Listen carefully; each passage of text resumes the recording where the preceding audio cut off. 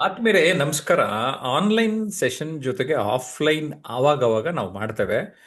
7 3 days ಕ್ಯಾಂಪ್ನ ಇದುವರೆಗೆ ಮಾಡಿದ್ದೇವೆ. 8ನೇದು ದಿನಾಂಕ ಇನ್ನೇನು ಫೈನಲೈಸ್ ಮಾಡೋದಷ್ಟರಲ್ಲಿ ಇದ್ದೇವೆ. ಆದರೆ ನಿಮ್ಮೆಲ್ರಿಗೂ ಗೊತ್ತಾಗ್ಲಿ ಈ 3 ಡೇಸ್ ಕ್ಯಾಂಪ್ ಅಟೆಂಡ್ ಮಾಡಿದ್ರೆ ಏನು ಲಾಭ ಅಂತ. ವಿಜಯಪುರದ ನೇತ್ರಾವತಿಯವರು ಈ ತರದ 3 ದಿನದ ಕ್ಯಾಂಪ್ ಅಲ್ಲಿ ಭಾಗವಹಿಸಿದ್ರು. ಅವರ ಅನುಭವನ ದಾಖಲೆ ಮಾಡೋಣ. ಎಸ್, ನೇತ್ರಾವತಿ ನಮಸ್ತೆ. ಮೇಡಮ್. ನಮಸ್ತೆ ಸರ್. 3 ಡೇಸ್ ಕ್ಯಾಂಪ್ದಿಂದ ಸಾಕಷ್ಟು ಅನುಭವ ಕಲ್ತಿದ್ದೀವಿ ಸರ್. ಚೆನ್ನಾದ ಎಕ್ಸ್ಪೀರಿಯನ್ಸ್ ಅಂತಾನೆ ಹೇಳಬೇಕು, ಗುಡ್ ಎಕ್ಸ್ಪೀರಿಯನ್ಸ್ ಅಂತೇಳಿ. ಯಾಕಂದ್ರೆ ಅಲ್ಲಿ ನಾವು ದ ಸ್ಕೂಲ್ ಆಫ್ ಎನ್ಸೆಂಟ್ ವಿಜಡಮ್ ಅಂತೇಳಿ ಅದು ಒಂದು ನೋಡುವ ಅಂತ ಪ್ಲೇಸ್ ತುಂಬಾ ಚೆನ್ನಾಗಿದೆ ಸರ್. ಆ ಪ್ಲೇಸಿಗೆ ಹೋದ ಬಳಿಕ ಅಲ್ಲಿ ನಾನಾ ರೀತಿಯ ಒಂದು ಏನಂದ್ರೆ ಗುರುಕುಲ ರೀತಿಯ ಶಿಕ್ಷಣವನ್ನು ನಾವು ಅಲ್ಲಿ ನೋಡ್ಬೋದು ಸರ್. ಅಂದ್ರೆ ಆ ತರ ಕಟ್ಟಡಗಳು ಅದಾವ ಸರ್. ಅಲ್ಲಿ ತುಂಬಾ ಮರಗಳಿವೆ, ಅದ್ರ ತರ ಕಟ್ಟಡ ಇದೆ. ಸಾಕಷ್ಟು ಆ ಕಟ್ಟಡದಲ್ಲಿ ನೋಡಿದ್ರೆ ಇದರ ಒಂದು ಪಿರಮಿಡ್ ಶೈಲಿಯ ಒಂದು ಇದು ಇರಬಹುದು ಅಂತ. ಪ್ರತಿಯೊಂದು ಅಲ್ಲಿ ನೀವು ಕಲಿಸೋದು ಯಾವ ತರ ಅಂದ್ರೆ ಅಲ್ಲಿ ಫಿಸಿಕಲಿ ಆಗಿ ನಾವ್ ಏನ್ ಕಲಿತೀವಿ ಅಂದ್ರ ಪ್ರಾಕ್ಟಿಕಲ್ ಆಗಿ ಅಂದ್ರ ಈಗ ಹಾವ ಭಾವ ಅಂದ್ರೆ ನಾವು ಗ್ಯಾಶರ್ ಅಂಡ್ ಗೋಶರ್ ಅತ್ತಾರಲ್ಲ ಆ ತರ ಅಂದ್ರ ನಾವು ಮಾತನಾಡುವ ಶೈಲಿ, ಮತ್ತೆ ನಮ್ಮ ನಿಲ್ಲುವ ಭಂಗಿ ಹ್ಯಾಂಗಿರ್ಬೇಕು, ಮತ್ತ ನಮ್ಮ ಕಣ್ಣು ಅಂದ್ರ ನಮ್ಮ ಕಣ್ಣಿನ ದೃಷ್ಟಿ ಯಾವ ತರ ಇರಬೇಕು, ಮತ್ತೆ ಟೇಜ್ ಮೇಲೆ ಮೈಕ್ ಯಾವ ತರ ಹಿಡ್ಕೋಬೇಕು, ಅಂದ್ರೆ ಟೇಜ್ ಎಲ್ಲಾ ರೀತಿ ಹೆಂಗ್ ನಾವು ಬಳಸ್ಕೊಂಡ್ ಮಾತಾಡಬೇಕು ಸ್ಟೇಜ್ ಅನ್ನ ಆ ತರ. ಅಂದ್ರೆ ಪ್ರತಿಯೊಂದನ್ನು ಅಲ್ಲಿ ನಾವು ಕಂಟೆಂಟ್ ಅಂದ್ರೆ ಸಾಕಷ್ಟು ಎಲ್ಲಾ ಕ್ಷೇತ್ರದ ಜನರು ಇರ್ತಾರೆ ಸರ್. ಆ ಸಾಕಷ್ಟು ಜನರಿಂದ ನಾವು ಸ್ವಲ್ಪ ಸ್ವಲ್ಪ ಎಲ್ಲಾನು ಕಲಿಬಹುದು ಸರ್. ಅವ್ರದ ವಿಚಾರಧಾರೆಗಳನ್ನು ಅವರು ವ್ಯಕ್ತಪಡಿಸ್ತಿರ್ತಾರ. ನಾವು ನಮ್ಮ ವಿಚಾರಧಾರೆಯನ್ನು ನಾವು ವ್ಯಕ್ತಪಡಿಸುವಾಗ ನಮ್ದು ಏನ್ ತಪ್ಪು ಆಗ್ತಿರ್ತಾವ ಅದನ್ನ ಕರೆಕ್ಷನ್ ಮಾಡ್ಕೊಂಡು ಮುಂದೆ ಹೋಗ್ಬೋದು. ಅದಕ್ಕೆಲ್ಲ ನೀವು ಒಂದು ಮಾರ್ಗದರ್ಶನ ನಿಮ್ಮದು ಇರ್ತದಲ್ಲ ಸರ್. ಗುರುವಿನ ಸ್ಥಾನ ದೊಡ್ಡದಂತ ಹೇಳ್ತಾರಲ್ಲ, ಮುಂದೆ ಗುರಿ ಇರ್ಬೇಕು, ಹಿಂದ್ ಗುರು ಇರ್ಬೇಕಂತ. ಆ ತರ ಒಂದು ಇದು ಇತ್ತಂದ್ರ ಆ ವ್ಯಕ್ತಿ ಸಕ್ಸಸ್ಫುಲ್ ವ್ಯಕ್ತಿಯಾಗಿ ಹೊರ ಹೊಮ್ತಾನ ಅಂತ ಹೇಳಕ್ ನಾನೇ ಸಾಕ್ಷಿ ಅಂತಾನೆ ಹೇಳ್ಬೋದು ಸರ್. ಯಾಕಂದ್ರೆ ಅಲ್ಲಿ ಒಂದ್ ರೀತಿ ಧೈರ್ಯ, ಆತ್ಮವಿಶ್ವಾಸ, ದೃಢತೆ ಅಂತಾರಲ್ಲ ಸರ್, ಅದು ಸಂವಹನ ಅಲ್ಲಿ ನಮಗ್ ಬರ್ತೈತಿ ಸರ್. ಅಸರ್ಟಿವ್ ಕಮ್ಯುನಿಕೇಶನ್ ಅಂತ ಹೇಳಿ. ಯಾಕಂದ್ರೆ ಅಲ್ಲಿ ಕಮ್ಯುನಿಕೇಶನ್ ಹೆಂಗ್ ಮಾಡೋದು, ಸ್ಕಿಲ್ಸ್ ಗಳ ಬಗ್ಗೆ ಹೆಂಗ ಅಳವಡಿಸ್ಕೋಬೇಕು ಅನ್ನೋದ, ಮತ್ತೆ ಎಲ್ಲಾ ಕ್ಷೇತ್ರದ ಜನರ ಜೊತೆ ಯಾವ ತರ ಅಂದ್ರ ಕಮ್ಯುನಿಕೇಶನ್ ಯಾವ ತರ ಮಾಡ್ಬೇಕು ಅನ್ನೋದಲ್ಲಿ ಸಾಕಷ್ಟು ಪ್ರಾಕ್ಟಿಕಲ್ ಆಗಿ ಕಲಿತಿರ್ತೀವಿ. ಮತ್ತೆ ಅಲ್ಲಿ ನೀವು ನಾನಾ ರೀತಿಯ ವಿಷಯಗಳು ಕೊಡ್ತೀರಿ ಸರ್. ಅಂದ್ರೆ ಸ್ಟೇಜ್ ಮೇಲೆ ಹೋಗಿ ಮಾತಾಡ್ಬೇಕು ಸಡನ್ ಆಗಿ ಆಶು ಭಾಷಣ ತರ. ಅಂದ್ರೆ ಒಂದ್ ವಿಷಯ ಕೊಡ್ತೀರಿ, ತಕ್ಷಣವೇ ಮಾತಾಡ್ಬೇಕು ಆ ವಿಷಯದ ಕುರಿತು. ಅಂದ್ರೆ ನಾವು ಮಾತನಾಡುವಾಗ ನಮ್ಮ ಧ್ವನಿಯ ಏರಿಳಿತ ಹ್ಯಾಂಗ ಎಲ್ಲ ಗಮನದಲ್ಲಿ ಇಟ್ಕೊಂಡು ಮಾತಾಡ್ತಿರ್ತೀವಿ. ಆದ್ರೆ ನೀವ್ ಏನಾರ ಸ್ವಲ್ಪ ಆದ್ರೂ ಕರೆಕ್ಷನ್ ಮಾಡಿ ಪ್ರತಿಯೊಬ್ಬರಿಗೂ ಹೇಳ್ತಿರ್ತೀರಿ, ಸ್ಟ್ರಿಕ್ಟ್ ಆಗಿ ಹೇಳ್ತಿರ್ತೀರಿ. ಯಾಕಂದ್ರೆ ಅಲ್ಲಿ ಕಲೀಲಿಕ್ಕೆ ನಮ್ಗೆ ಸಾಕಷ್ಟು ಒಂದು ಅವಕಾಶ ಅಲ್ಲಿ ನಮ್ಗೆ ಸಿಗ್ತದ, ಸಾಕಷ್ಟು ಕಲ್ತಿದ್ದೀವಿ ಅಂತ ಹೇಳಕ್ ಇಷ್ಟ ಪಡ್ತೀನಿ ಸರ್. ಧನ್ಯವಾದಗಳು. ನಮ್ಮ 3 ಡೇಸ್ ಕ್ಯಾಂಪ್ಗೆ ಅನಿತಾ ಅಡ್ವೊಕೇಟ್ ಕೂಡ ಬಂದಿದ್ರು. ಎಸ್, ಅನಿತಾ ಮೇಡಮ್, ತಮ್ಮ ಎಕ್ಸ್ಪೀರಿಯನ್ಸ್ನ ಮೆಲ್ಕ್ ಹಾಕೋದಾದ್ರೆ ಸುಮಾರು ತಿಂಗಳಾಯ್ತು. ನಮಸ್ತೆ ಸರ್. ಎಲ್ಲರಿಗೂ ನಮಸ್ತೆ. ನಮಸ್ತೆ. 3 ಡೇಸ್ 3 ಡೇಸ್ ಏನ್ ಕ್ಯಾಂಪ್ ಇತ್ತಲ್ವಾ ಸರ್, ಆ 3 ಡೇಸ್ ಕ್ಯಾಂಪ್ ನಮ್ಗೆ ಒಂದು ಒಂದು ಲೈಫ್ ಟೈಮ್ ಒಂದು ಗೈಡ್ಲೈನ್ಸ್ ಅಂತ ತಿಳ್ಕೊಬಹುದು ಸರ್. ಇವಾಗ ಏನ್ ನಾವು ಆನ್ಲೈನ್ ಅಲ್ಲೂ ನಾವು ತಗೋತೀವಿ, ಆನ್ಲೈನ್ ಅಲ್ಲೂ ನಾವು ಕ್ಲಾಸ್ ಅಟೆಂಡ್ ಮಾಡ್ತಾ ಇದ್ದೀವಿ. ಆನ್ಲೈನ್ ಅಲ್ಲಿ ಅಟೆಂಡ್ ಮಾಡ್ಕೊಂಡು ನಾವ್ ಅಲ್ಲಿ ಅಟೆಂಡ್ ಮಾಡಿದ್ಮೇಲೆ ನಮಗ್ ಗೊತ್ತಾಗಿದ್ದು ಅದರಿಂದ ಏನ್ ಬೆನಿಫಿಟ್ ಸಿಗುತ್ತೆ ಅಂತ. ನಾವು 1 ವರ್ಷಗಳ ಕಾಲ ನಾವು ಆನ್ಲೈನ್ ಅಲ್ಲಿ ಕ್ಲಾಸ್ ಅಟೆಂಡ್ ಮಾಡೋದು ಒಂದೇ, ಆ 3 ದಿನದ ಕ್ಯಾಂಪ್ ಅಟೆಂಡ್ ಮಾಡೋದು ಒಂದೇ. ಯಾಕಂದ್ರೆ ಅಲ್ಲಿ ನಮ್ಮ ಮುಖಾಮುಖಿ ಭೇಟಿ ಇರುತ್ತೆ. ಆಮೇಲೆ ಇಲ್ಲಿ ನಾವು ಒಂದ್ ವಾರದಲ್ಲಿ 1 ದಿನ 1 ಗಂಟೆಗಳ ಸಮಯದಲ್ಲಿ ಪ್ರತಿ ವಾರ 1 ಗಂಟೆ ತಗೋತೀವಿ. ಒಂದ್ ವಾರ 1 ತಿಂಗಳಿಗೆ 4 ಗಂಟೆ ಸಿಗುತ್ತೆ ನಮಗೆ. ಅದ್ರಲ್ಲಿ ಮಧ್ಯದಲ್ಲಿ ಯಾವ್ದಾದ್ರು ಏನಾದ್ರು ಅರ್ಜೆಂಟ್ ಕೆಲ್ಸಗಳೇನಾದ್ರು ಬಂತು ಅಂದ್ರೆ ಆ ವಾರ ನಾವು ಕ್ಲಾಸ್ ಅಟೆಂಡ್ ಮಾಡಕ್ ಆಗಲ್ಲ. ಈ ತರ ಏನೇನೋ ಪ್ರಾಬ್ಲಮ್ಸ್ ಗಳಿರುತ್ತೆ. ಆದ್ರೆ ನಾವು ಇದನ್ನೆಲ್ಲ ಈ ಸಮಸ್ಯೆಗಳೆಲ್ಲ ಬದಿಗಿಟ್ಟು ನಾವು 3 ದಿನದ ಕ್ಯಾಂಪ್ಗೆ ನಾವು 3 ಡೇಸ್ ಕ್ಯಾಂಪಿಂಗ್ ನಾವು ಹೋಗಿದೀವಿ ಅಂತಂದ್ರೆ, ಓವರ್ ಆಲ್ ಬೆಳಗ್ಗೆ ನಾವು 6 ಗಂಟೆಗೆ ಎದ್ದಾಗ್ಲಿಂದ ರಾತ್ರಿ 11ರವರೆಗೂ ನಮ್ಗೆ ಕ್ಲಾಸ್ ನಡೀತಾ ಇರುತ್ತೆ.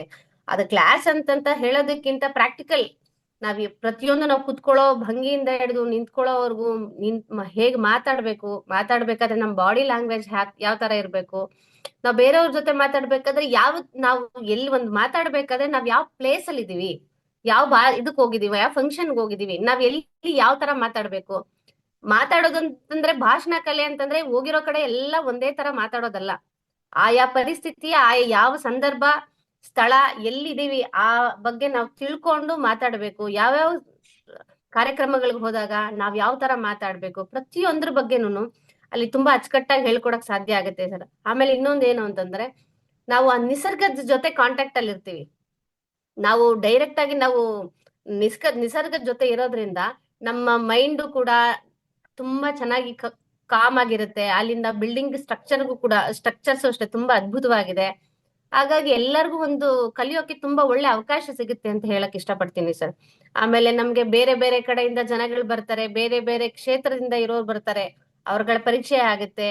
ಆಲ್ಮೋಸ್ಟ್ ನಮ್ಮ ಕರ್ನಾಟಕದ ಎಲ್ಲಾ ಜಿಲ್ಲೆಗಳಿಂದ ಬರ್ತಾರೆ ಅಭ್ಯರ್ಥಿಗಳು, ಬೇರೆ ಬೇರೆ ವಿವಿಧ ಕ್ಷೇತ್ರಗಳಿರೋರು ಬರ್ತಾರೆ, ಅವ್ರಗಳ ಪರಿಚಯ ನಮಗಾಗುತ್ತೆ, ನಮ್ಮ ಪರಿಚಯ ಅವ್ರಿಗಾಗುತ್ತೆ, ನಮ್ದೊಂದು ಸರೌಂಡಿಂಗ್ ಬೆಳೆಯುತ್ತೆ. ಆಮೇಲೆ ಎಲ್ಲಾ ರೀತಿಲೂ ಓವರ್ ಆಲ್ ತುಂಬಾ ಚೆನ್ನಾಗಿರುತ್ತೆ ಸರ್. 3 ದಿನ ಅಂತ 3 ದಿನ ಹೇಗೋಯ್ತು ಅಂತಾನೆ ಗೊತ್ತಾಗಲ್ಲ.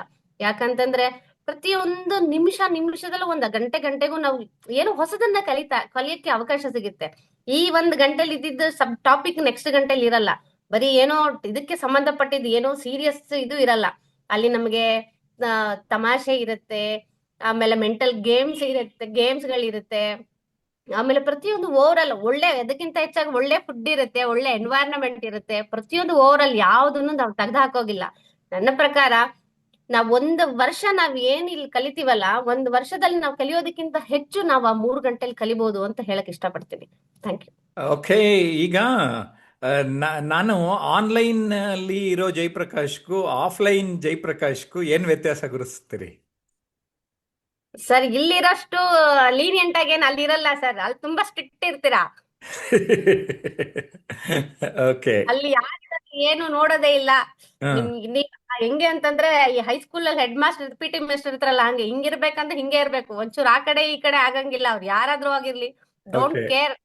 ಇಲ್ಲಾದ್ರೆ ಎಲ್ಲಾರ್ಗು ಹಸನ್ ಮುಖಿ ನಗ್ನಗ್ತಾ ಮಾತಾಡಿಸ್ಕೊಂಡು ಇರ್ತೀರ. ಅಲ್ಲಿ ಒಂಚೂರು ಆ ಕಡೆ ಈ ಕಡೆ ಏನಾದ್ರು ಬಿಹೇವಿಯರ್ ಅಲ್ಲಿ ಆಗ್ಲಿ, ಬೇರೆ ಒಂಚೂರು ಆ ಕಡೆ ಈ ಕಡೆ ಆಯ್ತು ಅಂತಂದ್ರೆ ಸ್ಕೂಲ್ ಹೆಡ್ ಕೋಲ್ ತಗೊಂಡ್ ನಿಂತ್ಕೊಳ್ಳೋ ತರ ನಿಂತ್ಕೋತೀರಾ ಸರ್.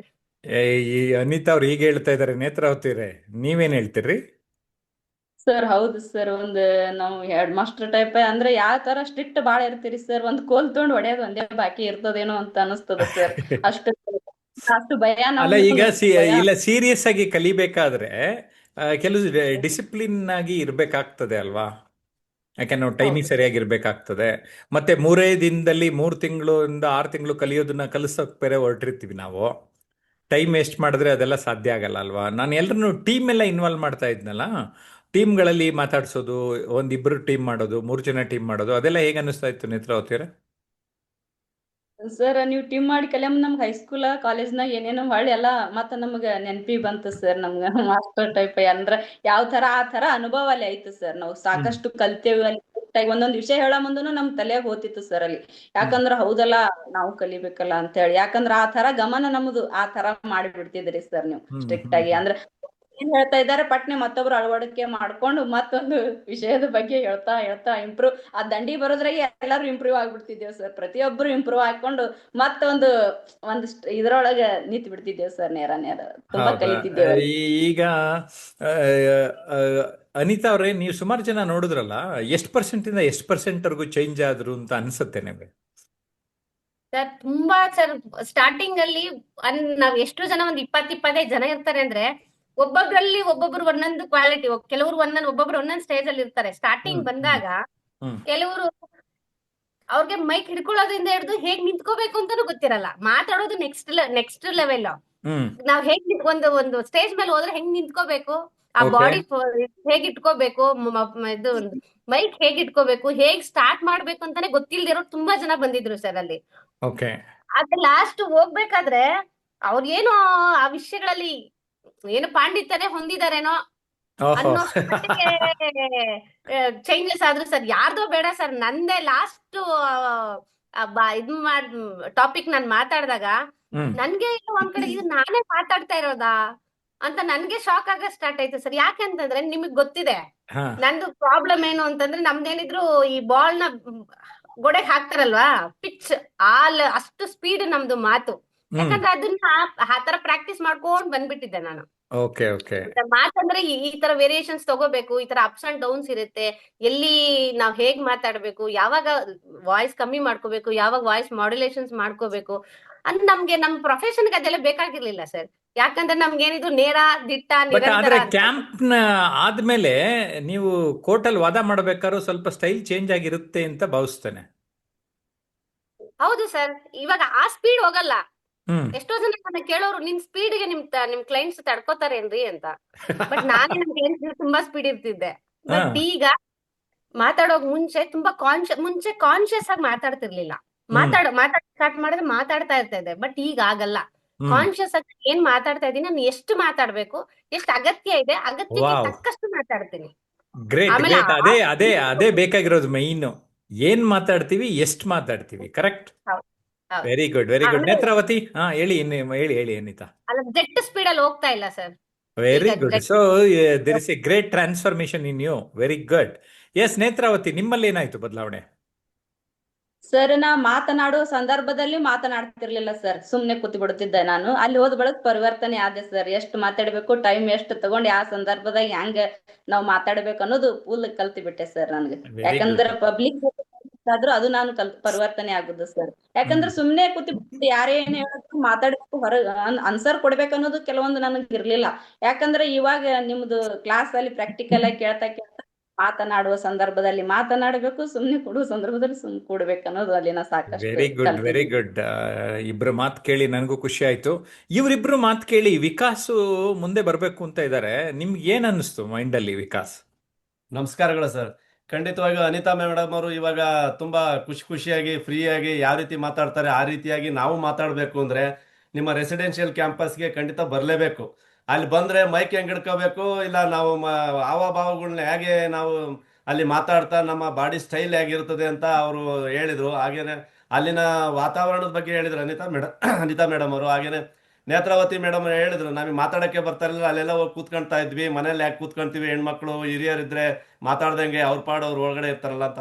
ಅಲ್ಲಿ ನಿಮ್ಮ ತರ ರೆಸಿಡೆನ್ಷಿಯಲ್ ಕ್ಯಾಂಪಿಗೆ ಬಂದಾಗ ಅವ್ರದ್ದು ಮಾತಾಡೋ ಶೈಲಿನೇ ಬದಲಾವಣೆ ಆಗಿದೆ. ಈಗ ನಿಮ್ಮ ಇದರಲ್ಲಿ ಯೂಟ್ಯೂಬ್ನಲ್ಲಿ ನೋಡ್ತಾ ಇದ್ರೆ ಅವರು ಮಾತಾಡೋದಕ್ಕೆ ನಮಗೂ ಆ ರೀತಿಯಾಗಿ ಮುಂದೆ ಬರಬೇಕು ಅಂತ. ಖಂಡಿತವಾಗಿ ಮುಂದೆ ಯಾವುದೇ ರೆಸಿಡೆನ್ಷಿಯಲ್ ಕ್ಯಾಂಪಸ್ ನೀವು ಇದಕ್ಕೆ ಡೇಟ್ ಫಿಕ್ಸ್ ಮಾಡಿದ್ರೆ ನಮಗೆ ಬರಬೇಕು ಅಂತ ನಮಗೆ ಒಂದು ಮನಸ್ಸು ಅದ್ರ ಕಡೆ ಗಮನ ಹರಿಸ್ತಾ ಇದೆ sir. Okay, 3 days residential camp ಇಷ್ಟರಲ್ಲೇ ಡೇಟ್ ಅನೌನ್ಸ್ ಮಾಡ್ತೇವೆ. ನಿರೀಕ್ಷೆ ಮಾಡ್ತಾ ಇರಿ. ಬೇಗ ರಿಜಿಸ್ಟರ್ ಮಾಡ್ಕೊಂಬಿಡಿ.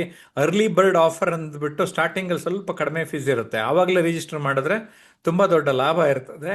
ಅದ್ರ ಮುಂಚೆನೇ ನೀವು ಆನ್ಲೈನ್ ಕ್ಲಾಸು ಗೋಲ್ಡ್ ಅಥವಾ ಡೈಮಂಡ್ ಕಮ್ಯುನಿಟಿನಲ್ಲಿ ಇದ್ಬಿಟ್ರೆ ಮತ್ತಷ್ಟು ರಿಯಾಯಿತಿ ಇರ್ತದೆ. ನಿಮ್ಗೇನೇ ಡೌಟ್ಸ್ ಇದ್ದರೆ 9341259267ಗೆ ಕರೆ ಮಾಡಿ. ಮತ್ತೊಂದು ನಂಬರು 9620303000. ಜಯಪ್ರಕಾಶ್ ನಾಗ್ತಿಹಳ್ಳಿ ಮತ್ತು transformation unlimited YouTube channel subscribe ಮಾಡಿಲ್ಲ ಅಂದರೆ ಈಗಲೇ ಸಬ್ಸ್ಕ್ರೈಬ್ ಮಾಡಿ ನೋಡ್ತಾ ಇರಿ. ಜಯಪ್ರಕಾಶ್ ನಾಗ್ತಿಹಳ್ಳಿ ಯೂಟ್ಯೂಬ್ ಚಾನಲಲ್ಲಿ ಒಂದು ಪ್ಲೇ ಲಿಸ್ಟು 3 days ವರ್ಕ್ಶಾಪ್ ಬಗ್ಗೆನೇ, ಒಂದು 4-5 ಹಳೆ ವರ್ಕ್ಶಾಪ್ ಏನಾಯಿತು, ಹೆಂಗಾಯಿತು, ನಾವು ಯಾಕೆ ಬರಬೇಕು, ಎಲ್ಲ ವಿಡಿಯೋಗಳು ನೋಡ್ಕೊಂಬನ್ನಿ. ಫಾಸ್ಟೇ ಟವಲ್ ಹಾಕ್ಬಿಡ್ತೀರ, ನೆಕ್ಸ್ಟ್ ಕ್ಯಾಂಪ್ ಯಾವಾಗಿದೆ ಬಂದ್ಬಿಡೋಣ ಅಂತ. ಹಾಗೆ ಬನ್ನಿ, ಕನೆಕ್ಟ್ ಆಗೋಣ. 3 ದಿನ ನಾವು ನೀವು ಜೊತೆಲಿರೋಣ. ಬಾಯ್ ಬಾಯ್.